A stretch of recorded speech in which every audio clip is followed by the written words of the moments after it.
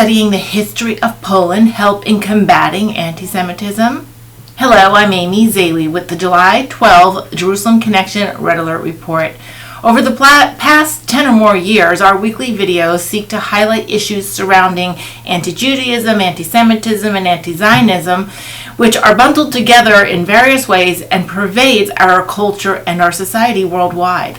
I discuss in our videos the historical underpinnings of the overarching Jew hatreds whose beginnings are documented in our Hebrew Bible, and the history of it is recorded through millennia, even the last 2,000 years in Europe. Often in Europe, anti-Semitism was at the hands of flawed leaders in the Catholic, Orthodox, and later Lutheran churches. The faulty and pervasive replacement theology was then coupled with the onset of materialism, including Marxism and communism and eventually eugenics, which the enemy used. All three of these things faceted together to ripen the population to turn a blind eye on its friends, neighbors, and fellow contributors to their communities and commerce and innovation. This allowing the authoritarian regimes to rain terror and slaughter innocents. So how do we say never again without fully examining what led to the unspeakable and learn to stand with faith and resolve against it when the warning signs reemerge? Our Red Alerts often examine the manifestation of anti-Semitism, including anti-Zionism, in K-12 school curriculums, university faculties and student bodies, social media, pop culture, and even the news. Together, we will dive deeper into these topics and include additional insights just now being uncovered and rediscovered in Poland, a central location of Holocaust atrocities, outcomes, and scars. Thanks to the Polish Embassy in Washington, D.C., I was blessed to be included in a study tour of Poland to examine, though quickly, the 1,000 years of history of the nation of Poland and the significance of its Jewish population on culture, innovations, and contributions to the world. The goal of this study tour was to start the process of engaging and improving Polish-Jewish relations by way of education and reconciliation. What our team discovered is that the current examination of anti-Semitism and Holocaust education studies is sometimes incomplete, especially without a good look at the location of where half the world's Jewish population resided and thrived as of 1939, and that the target was put on Poland's back because of it.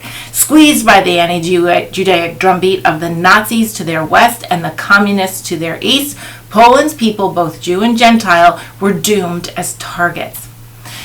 We had 6 consecutive days, full days of appointments and activities to absorb as much as we could about the perspective of modern-day Poles, non-Jewish and Jew, and how these sentiments were shaped by history, government policies, occupations, and more.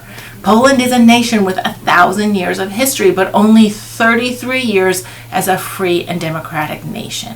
My itinerary included meetings with government officials, institutes of research, archivists and preservationists, museum directors and community organizations, as well as synagogues, reclaiming its heritage and the people in Poland.